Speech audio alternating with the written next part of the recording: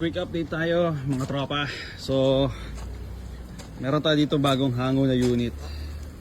So ito yung chinek natin, parang last week pa to kaso pinag-isipan muna ni sir yung offer, pero eventually napunta na din sa atin. So Hyundai Accent na 2012, gas, manual transmission. Ako nag-drive nito pa uwi. Okay naman siya, may kalampag lang konti. Tapos yun lang, okay yung shifting niya, walang problema. Sobrang lamig ng aircon. May mga mga fade ka lang i-buff yan, medyo madumi lang. Ayan siya. So available to guys, fast brake unit natin to.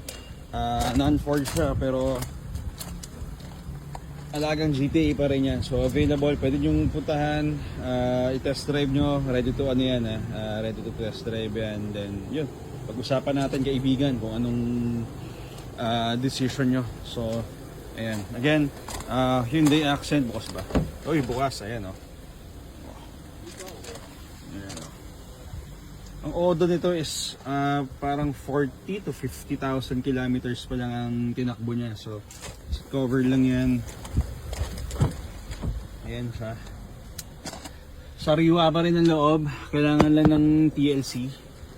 So ayan, yung sidings niya, yung mga minor discoloration pero natural lang naman kasi 2012 unit pa to pero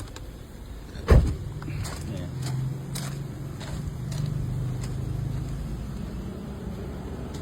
Yun lang guys, maraming salamat.